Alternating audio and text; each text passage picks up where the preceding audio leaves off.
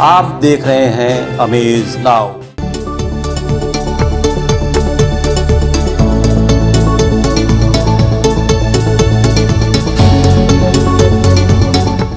पूर्वांचल का एकमात्र उत्कृष्ट सुपर स्पेशलिटी संस्थान Shri Ram Janki Netralaya, jubilee road, Gorakhpur. Retina surgery, समलबाई और लेंस प्रत्यारोपण, फेको सर्जरी, आयुष्मान योजना से संबद्ध। सुविख्यात वरिष्ठ रेटिना रोग विशेषज्ञ डॉक्टर दुर्गेश कुमार। समय समय पर लगाए जाने वाले निशुल्क परामर्श शिविर में समलबाई, ग्लूकोमा, स्क्रीनिंग और जांच हेतु संपर्क करें। Glaucoma and phaco expert doctor Pankhuri Johri से। नेत्र से संबंधित सभी रोगों के समुचित इलाज के लिए एकमात्र प्रतिष्ठान श्री राम जानकी नेत्रालय, एडी चौक, जुबली रोड, गोरखपुर।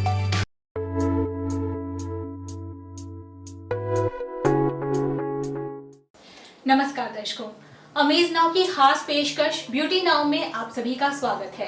दर्शकों, आज हम आपको लेकर आए हैं एचएन सिंह चौराहे के आदित्यपुरी कॉलोनी में और यहाँ पर है Myra beauty salon and academy. यहाँ की डायरेक्टर सोनी गुप्ता आज हमारे साथ हैं, जो कि कॉस्मेटोलॉजिस्ट और मेकअप आर्टिस्ट हैं।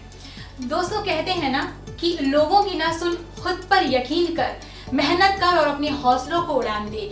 कुछ ऐसी ही शख्सियत हैं सोनी गुप्ता। आइए आपकी मुलाकात कराते हैं। सोनी जी, आपका बहुत बहुत स्वागत है ब्यूटी नाउ में।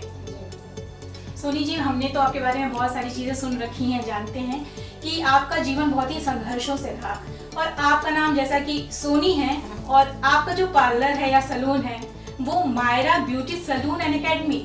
लोग आपको मायरा के नाम से जानते हैं, तो इसके पीछे बहुत सारी कहानियां भी हो सकती हैं, क्योंकि कहते हैं ना कि जो सितारा चमकता है वो यूं ही नहीं चमकता, उसके पीछे काफी मेहनत और संघर्ष होता है। जी सुगंधा, सोनी से मायरा तक का सफर काफी इंटरेस्टिंग भी था और स्ट्रगल भी था उसमें। और मैं बस यही बताना चाहूँगी कि एक हाउस वाइफ से लेकर के एक सैलून के ओनर तक का बहुत अच्छा रहा। 5 साल से ज़्यादा समय बीत गया मुझे और मैंने अपने घर में ही ये छोटा सा सैलून खोला। तो अब आप देखिए, ये तो बहुत चैलेंजिंग होगा कि लोग मार्केट में खोलते हैं या कुछ ऐसी जगहों पे जहाँ बहुत अच्छा रन कर जाए, लेकिन आपने घर में ही ऐसा खोला। ऐसा कैसे आपके दिमाग में आया कि घर में ही खोलना चाहिए? सुगंधा, कंपटीशन बहुत है किसी भी बिजनेस के, किसी भी फील्ड में आप जाइए, कंपटीशन, प्रतिस्पर्धा जो कहिए बहुत ज़्यादा है। और मैं उस मार्केट में, मेरे पास इतने ज़्यादा पैसे भी नहीं थे और मेरे जो फैमिली ने यही सपोर्ट दिया कि जहाँ भी खोलो तुमको अपने बलबूते आगे बढ़ना है। तो मुझे लगा कि घर में रह के भी काफ़ी कुछ किया जा सकता है, ताकि मैं मतलब बच्चों को भी समय दूँ, फैमिली को भी। जी। और उस कंपटीशन से अलग होके अपनी एक अलग पहचान बनाऊं। अगर मेरा काम अच्छा रहेगा तो कहीं ना कहीं कस्टमर तो मिलेंगे ही। हम अपने मोहल्ले को भी कवर कर सकते हैं। जी। और ब्यूटी की नीड तो सबको है। जी बिल्कुल। वो हर घर में हर महिलाओं को जरूरत है कि भाई उनको ब्यूटी के कुछ ना कुछ तो काम पड़ते ही हैं।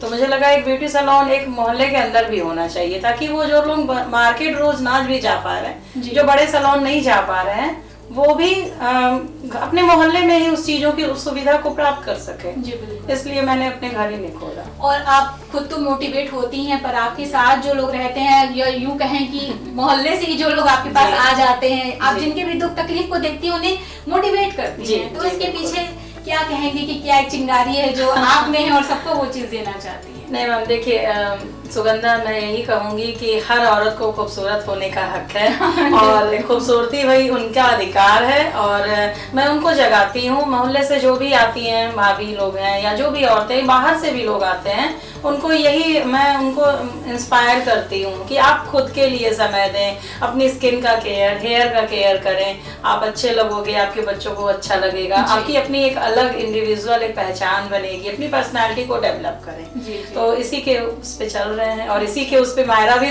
चल रहा है, बल्कि दौड़ रहा है। बिल्कुल बिल्कुल, क्योंकि आपको ज्यादातर लोग आपको सोनी के नाम से नहीं, मायरा के नाम से जानते हैं। छोटे बच्चे आते हैं तो वो मायरा आंटी करते हैं। मुझे बहुत अच्छा लगता है मैम कि एक अलग अपने नाम से अपनी पहचान है ना। जी बिल्कुल। मैंने सोचा नहीं था जब मायरा नाम रखा था इस सैलून का। मायरा का मतलब होता है वंडरफुल, आश्चर्यजनक। तो मुझे काफी उस समय इतना आइडिया नहीं था कि ये नाम लोगों के जुबान पे चढ़ेगा और लोगों को इतना पसंद आएगा, बट बच्चे और टीनेजर गर्ल्स इस नाम को और मुझे बहुत पसंद करते हैं। उनका फीडबैक बहुत अच्छा आता है और जब मुझे लोग मायरा भाभी, मायरा आंटी कहते हैं तो बहुत खुशी होती है कि आज मेरी अपनी एक पहचान है। जी बिल्कुल। दर्शकों, जैसा कि मैंने आपको बताया कि ये खुद तो मोटिवेट होती हैं, लोगों को भी काफ़ी मोटिवेट किया करती हैं, तो आप देख ही रहे होंगे कि इनके अंदर कितना जज्बा है आगे बढ़ने का और लोगों को आगे बढ़ाने का। पर साथ ही साथ हमारे साथ एक्सपर्ट हैं, तो इनसे ब्यूटी की बात तो ज़रूरी की जाएगी। तो सबसे पहले सोनी जी हमारे दर्शकों को ये बताएं कि अभी का जो समय चल रहा है, गर्मी से सर्दी की ओर हम जा रहे हैं, ऐसे में ना स्किन चेंज होती है, कभी ड्राई लगती है, कभी ऑयली लगती है, तो ऐसे में क्या ध्यान रखना चाहिए, कैसे रूटीन रखनी चाहिए अपने हमारी स्किन अच्छी जी है? बिल्कुल, जैसे ये मौसम चेंज हो रहा है, इस मौसम में कभी आपकी स्किन में बहुत चिपचिपापन महसूस होगा, लगेगा बहुत सा तेल आ रहा है, जबकि वो तेल तो नहीं। अगर आपकी स्किन नॉर्मल है, हमारी स्किन 3 तरह की होती है, एक तो नॉर्मल हुई, एक ड्राई, एक ऑयली। कुछ लोगों के मिले जुले भी होते हैं, कॉम्बिनेशन बोलते हैं, वो एक अलग बात है।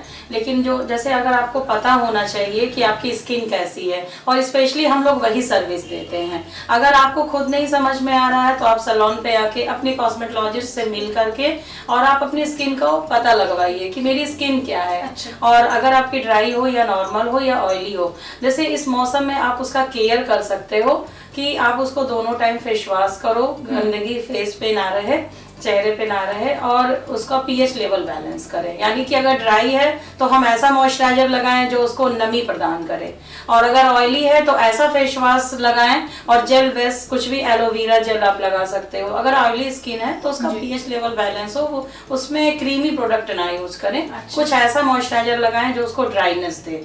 और इसके साथ अब जब अपनी आप स्किन दिखाते हैं तो हम लोग पोस्ट केयर भी बताते हैं। अच्छा। कि आपको टोनिंग करना है, कैसे करना है, घर पे रह के केयर कैसे करना है, होम केयर प्रोडक्ट भी देते हैं, साथ में कुछ घरेलू नुस्खे भी बताते हैं। अच्छा, तो कुछ हमारे दर्शकों को भी घरेलू नुस्खे बता दें। जी, एक दो बता दे रही हूँ। अगर आपकी स्किन ड्राई है तो आप उसकी एक प्रॉपर क्लीनिंग करने के लिए जो 2 टाइम फेस वॉश बोला वो तो डेली रूटीन का हिस्सा अच्छा। है, और स्किन दिखा के आप फेस वॉश अपने लिए ले सकते हैं। उसके बाद आप घरेलू उपाय में ड्राई स्किन वाले जौ का आटा या नॉर्मल आटा गेहूं का भी लेके उसमें दूध डाल के एक पेस्ट बनाएं और उस पेस्ट को अपने चेहरे पे लगा के 5 मिनट के बाद हल्का सा मसाज की तरह करके फिर उसको पानी से धुल लें। आपको खुद फील होगा कि स्किन बहुत सॉफ्ट और बहुत अच्छी फील होगी, एकदम साफ स्किन साफ लगेगी। फिर आप जो भी मॉइस्चराइजर लगा रहे हो उसको लगा सकते हो। अगर आपकी स्किन ऑयली है तो आप आटे की या जौ के आटे की जगह पे बेसन का यूज करें। बेसन प्लीज ड्राई स्किन वाले ना यूज करें, नहीं तो स्किन को और ज्यादा ड्राई कर देगा। जिनके चेहरे पे तेल ज्यादा आता है सिर्फ वो लोग बेसन का यूज कर सकते हैं और उसमें दूध की जगह पे शहद और नींबू डाल सकते हैं। अभी आपने बोला कॉम्बिनेशन, मान लीजिए ड्राई और उनके लिए तो आपने बता दिया, लेकिन जिनका कॉम्बिनेशन है वो क्या यूज करें? मैम देखिए, कॉम्बिनेशन स्किन आप खुद से शायद ना समझ पाओ क्योंकि कई चीजें उसमें, कई प्रॉब्लम है। हो सकता है सेंसिटिव हो सकता है दाने आते हो सकता है उनका ये टी जोन एरिया ऑयली हो बाकी ड्राई हो, तो उसके लिए फिर बिना देखे हम ज्यादा कुछ नहीं बता सकते। लेकिन 2 टाइम फेस वॉश और जो भी मॉइस्चराइजर आपको सूट करता है वो जरूर लगाएं और स्किन का ख्याल रखें। पानी खूब पिए क्योंकि आप कभी एसी में रहते हो कभी बाहर जाते हो तो स्किन थोड़ी सी डिसबैलेंस होती है, इसका ध्यान रखें। रूखी हवा से बचें और अगर बारिश में भीग के आ रहे हैं तो भी आप इस चीज का ध्यान रखें कि स्किन को पानी से धुलें, क्लीन करें और जो भी लगाते हैं मॉइस्चराइजर उसको लगाएं। तो ये तो हमारे स्किन की बात हो गई। आप बालों की समस्या के बारे में बताएं क्योंकि अभी जो मौसम चल रहा है ना इसमें बाल बहुत हेयर फॉल ज्यादा हो रहा है। हेयर फॉल के लिए मैं यही कहूंगी कि एक तो आप अपना अच्छा शैम्पू यूज करिए, कंडीशनर यूज करिए। हम तो अपने सैलून में ये भी बताते हैं कि कैसे यूज करना है शैम्पू, कंडीशनर, सीरम वगैरह। लेकिन एक चीज है, लोग अक्सर औरतें महिलाएं करती क्या हैं कि गीले बालों को ही जुड़ा बना के टक कर लेती हैं और 2-2 घंटे तक अपने घर का काम करती हैं। ये हेयर फॉल का एक बहुत बड़ा रीजन है, तो इससे बचें, ऐसी कोई गलती ना करें। या गीले बालों में लड़कियां स्कूटी चलाने निकल जाती हैं खुले बालों में, तो ये डिसबैलेंस कर देता है, आपके बालों का एक टेक्सचर को खराब कर देता है, उसका पीएच लेवल बिगाड़ देता है। तो इन सब छोटी छोटी चीज़ों का ध्यान रखें, बालों को गीला ना छोड़ें, उनको बहुत टाइटली पोनी ना करें, और कुछ अपने खाने पीने का भी ध्यान रखें, जैसे calcium, iron, protein, high diet protein लें, तो बाल आपके हेल्दी रहेंगे। और अभी 15-20 दिन में जब मौसम चेंज हो जाएगा, एक विंटर की ओर हम लोग आ जाएंगे, तो ये प्रॉब्लम खुद ही शॉर्ट आउट हो जाएगी। और अगर ज़रूरत हो तो आप सैलून आके हेयर स्पा वगैरह ले सकते हैं। सोनी, हमारे साथ हमारी कॉलर जुड़ चुकी हैं, आइए देखते हैं कि उनकी समस्या क्या है। मेरा नाम काजल सिंह है। मेरी प्रॉब्लम ये है कि मैं अपने हाथों पैरों में जो भी बॉडी लोशन लगाती हूँ वो थोड़े टाइम बाद ही ख़त्म हो जाती है और मेरा हाथ पैर फिर से ड्राई हो जाता है। तो इस प्रॉब्लम को ख़त्म करने के लिए मैं क्या कर सकती हूँ? काजल, आपकी जो समस्या है कि आपकी स्किन बहुत ज़्यादा ड्राई है और आप जो भी बॉडी लोशन लगाते हो वो बहुत जल्दी ख़त्म हो जाता है। तो आप ऐसा एक कर सकती हैं कि नहाने के बाद आप पहले अपने हाथ पैर पे ऑयल लगाया करिए। आप इसमें ऑयल जो आपको पसंद हो, नारियल का तेल भी लगा सकती हैं, लेकिन मैं रिकमेंड करती हूँ ज़्यादातर जैतून का तेल आता है, उसमें थोड़ा सा आप मस्टर्ड ऑयल यानी सरसों का तेल थोड़ा सा डाइल्यूट करने के लिए मिलाइए और उसको अपने बाथरूम में रखिए। और नहाने के बाद आप पहले उस तेल को लगाइए, देन उसके बाद एक थोड़ा सा पानी और डालिए ताकि एक्सेस ऑयल निकल जाए। फिर जब आप कपड़े पहनते हो उस समय आप बॉडी लोशन लगाओ। तो उससे होगा क्या, बॉडी लोशन से पहले ऑयल की एक लेयर आपके हाथ पैरों पे आ जाएगी, तो आपका बॉडी लोशन लॉन्ग टाइम तक स्टे करेगा। लगभग आप मान के चलिए 10 से 12 घंटे तो आपका मॉइस्चर वो लेवल मेंटेन कर देगा। तो आप ये टेक्निक एक बार अपना के देखिए, फिर बताइएगा। अगर इसके बाद भी आपको कोई प्रॉब्लम होती है तो सैलून में आके अपनी स्किन दिखा सकती हैं। और पानी खूब ज्यादा पिए। ड्राई स्किन की सबसे बड़ी समस्या है कि आप लोग पानी कम पीते हो। काजल जी, आपको आपके सवालों का जवाब तो मिल ही गया होगा, लेकिन आप ये बताएं सोनी कि आपने जो पार्लर सैलून घर में ही खोल रखा है, इसमें कितनी प्रतिस्पर्धा है, और जो भी लॉकडाउन का पीरियड गुजरा है उसके बाद से फिर से एस्टेब्लिश करना कितनी बड़ी चुनौती है आपके सामने? ये सुगंधा, चुनौती तो थी और काफ़ी बड़ी थी, क्योंकि मैंने घर में खोला था, पता नहीं था लोग आएंगे नहीं आएंगे, उनको अपना काम कैसे दिखाऊं, कैसे बताऊं। तो पहले एक छोटा सा खोला था और धीरे धीरे एडवर्टाइजमेंट भी किया, बताया, फिर माउथ पब्लिसिटी हुई। अच्छा। जब लोग आने लगे उनको काम अच्छा लगने लगा। उनको मैं होम केयर बताती, पोस्ट केयर बताती, उनके स्किन का टाइप बताती कि आपको भाभी आपको ये करना चाहिए, या मैम आप जो आपकी स्किन में ये प्रॉब्लम है आपको ये ऐसे अपना केयर करना चाहिए। लोगों को अच्छा लगा कि ये पहला पार्लर है जो कुछ बता रहा है। अच्छा। नहीं तो अब तक लोग जब भी जाते थे, मैं खुद भी जब एक हाउसवाइफ थी, मैं जाती थी किसी भी पार्लर में तो वो सीधे कहते थे फेशियल करा लो। तो मुझे समझ में आता, मतलब किसी भी पार्लर में जाया फेशियल करा लो। तो मैंने लोगों को मतलब जगाया एक तरह से, समझिए कि आपकी स्किन की एक टाइप है, उसके हिसाब से आप उसका केयर करिए, और जब जरूरत हो तो क्लीनअप, फेशियल, वैक्सिंग, जो भी अपनी हमारी चीजें हैं उनको मैं बताने लगी। धीरे धीरे लोग आने लगे और मैं कंपटीशन में तो मैं समझिए हो करके भी नहीं हूँ, क्योंकि मैंने अपना एक अलग ही क्षेत्र बना लिया है। मेरी जैसे कहते हैं ना, एक से दूसरे ने जाना, दूसरे से तीसरे ने, और लोग खुद ब खुद आने लगे। तो मुझे आश्चर्य हुआ कि घर में हूँ फिर भी बाहर से लोग आ रहे हैं। तो लोगों को भी जिज्ञासा हुई कि हम भी चल के अपनी स्किन दिखाते हैं, हम भी चल के कुछ पूछते हैं। क्योंकि देखिए हमारे समाज में ये मान्यता है कि जब किसी के घर शादी पड़ती है तभी कोई पार्लर जाता है स्पेशली फेशियल कराने, मेकअप कराने, या लड़कियां जब शादी तय होती है तो जाती हैं। कुछ लड़कियां अपवाद हैं जो अपना केयर करती हैं, बहुत अच्छी बात है, वो ग्रूम रहती हैं, बट ज्यादातर लड़कियां, तो उनको मैं मोटिवेट करती थी कि नहीं, अभी आप कॉलेज में गए हो, खुद को इम्प्रूव करो, खुद को प्रेजेंट करो, आप अपना एक ग्रूमिंग पोर्शन बनाओ, आप अच्छा दिखो, जरूरी है। लड़कियों को अच्छा लगने लगा। और एक चीज है सुगंधा की लड़कियां एक दूसरे से फ्रेंड सर्कल जुड़ी होती हैं। तो अगर एक फ्रेंड को काम पसंद आया तो दूसरी फ्रेंड ऑब्वियसली वो चीजों को एब्जॉर्ब करती है। बात तो घूम फिर के यही है कि आपने जो मेहनत की, जो पढ़ाई की, जो काम किया, वही आपको आगे की ओर बस लेते चल रहा है, क्योंकि आप अपने काम को बहुत ही ईमानदारी से और नेक दिल से कर रही हैं, और करने के लिए भी लोगों को मोटिवेट कर रही हैं। हमारे साथ हमारे दर्शक जुड़ी हैं, संध्या। आइए देखते हैं इनका सवाल क्या है। Career starts from Balaji academy, civil line, Golghar, Gorakhpur. Management courses are here. BCA, PGDCA, DCA, ADCA, MBA, MCA, BBA, Tele with GST. Paramedical courses are from Asuran Chowk near Radhika Complex, Gorakhpur. Contact numbers are मेरा नाम संध्या है। तो मैंने कई बार hair spa कराया, फिर भी मेरा बाल रफ भी है और झड़ भी रहा है।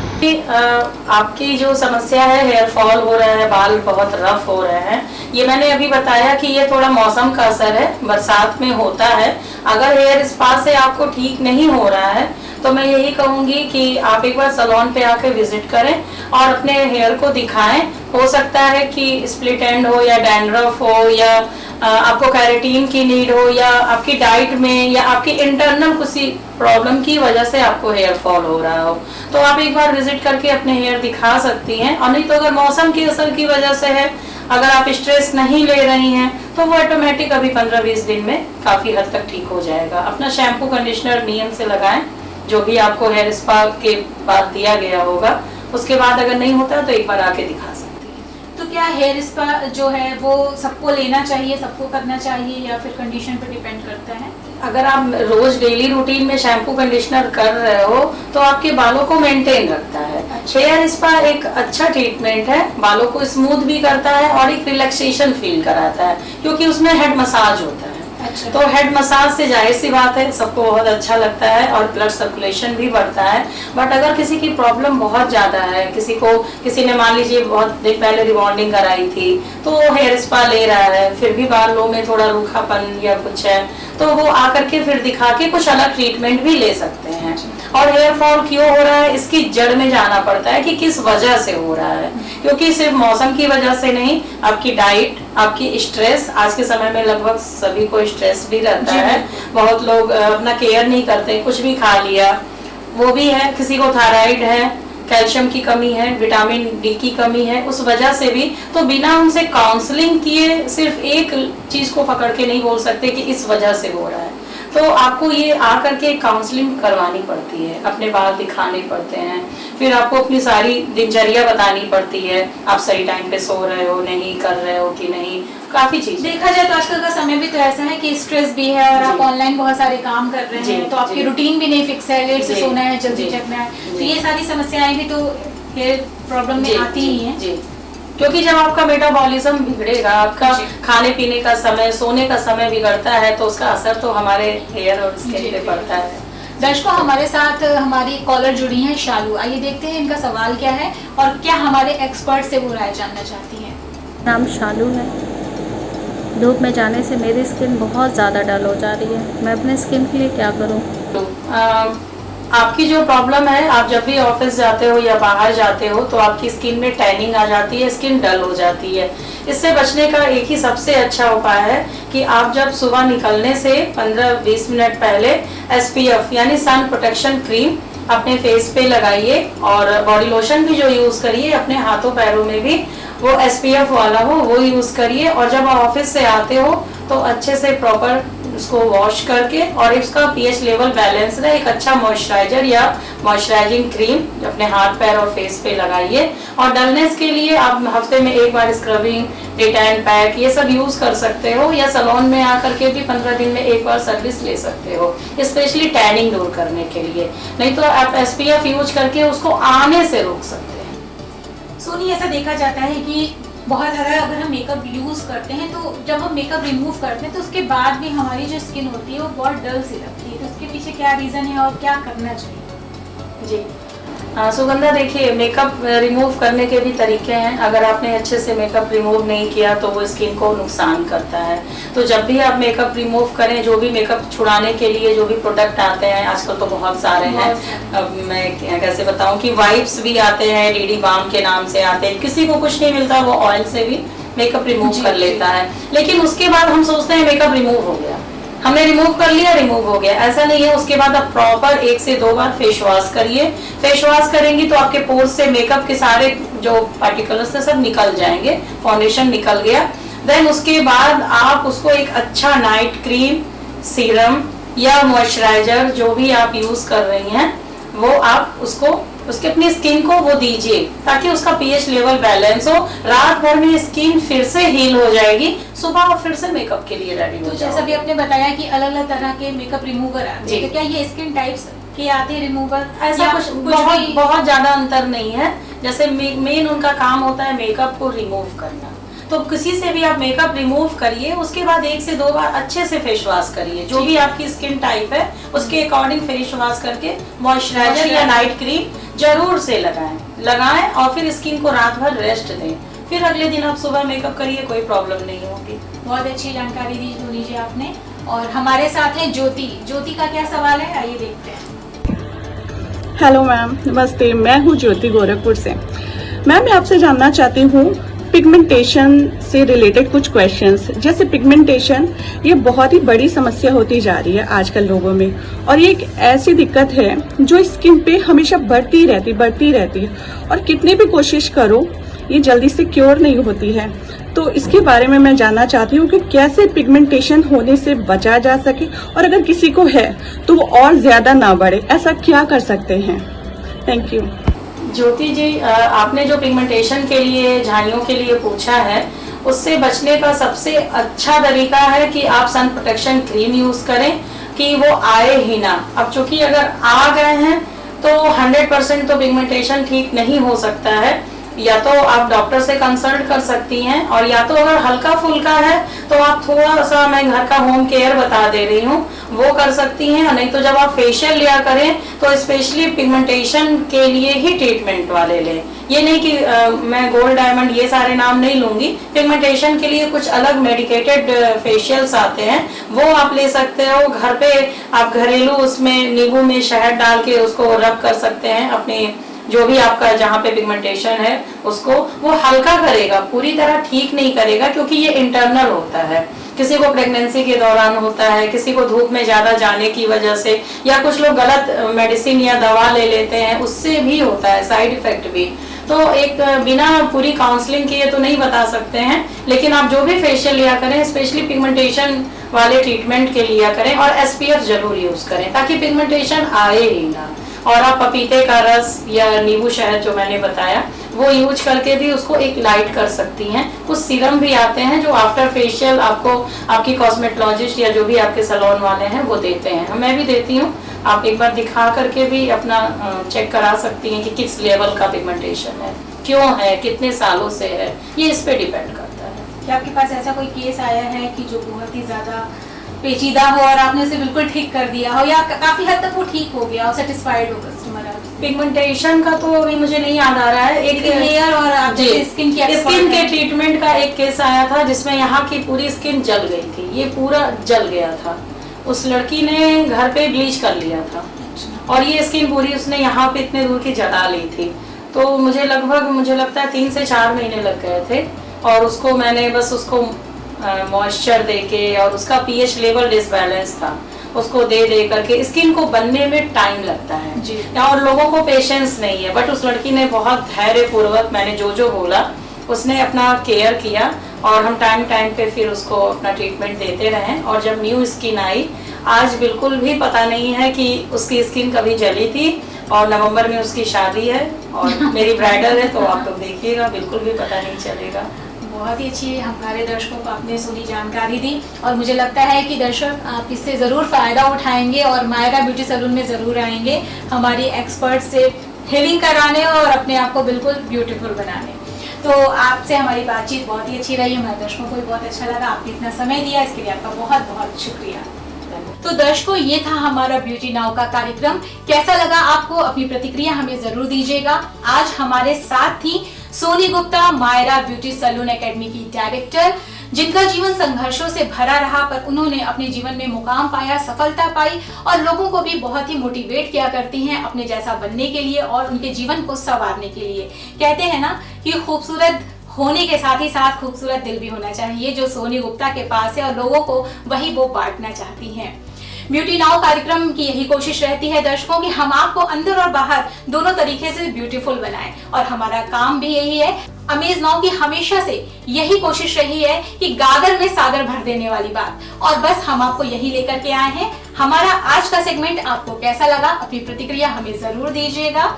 बहुत सारे कॉलर हमसे वंचित रह गए हैं। अगले कार्यक्रम में हम उनसे फिर मिलेंगे और समय समय पर सोनी गुप्ता जी को हम अपने कार्यक्रम में बुलाते भी रहेंगे। तो अपनी समस्या हमें जरूर भेजिए, अपनी प्रतिक्रिया हमें भेजिए। हम आपसे जल्द मिलेंगे नए कॉलर के साथ, नए एक्सपर्ट के साथ। फिर से हमारी और आपकी होगी मुलाकात। तब तक के लिए हमें अनुमति दीजिए। नमस्कार।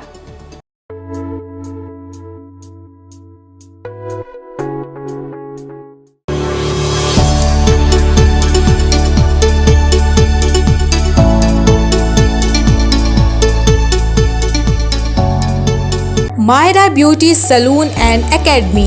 जल्द आएं, अपनी स्किन और बालों को स्वस्थ बनाएं, साथ ही साथ अपनी पर्सनैलिटी में लाएं निखार। कम खर्च में पाएं मनचाहा सौंदर्य। मायरा से पहले और मायरा के बाद।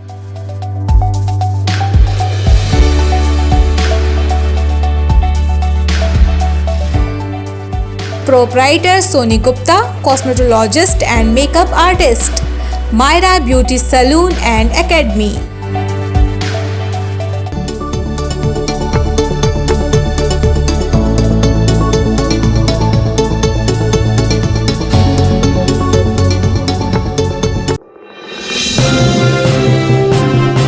आप देख रहे हैं अमेज नाउ।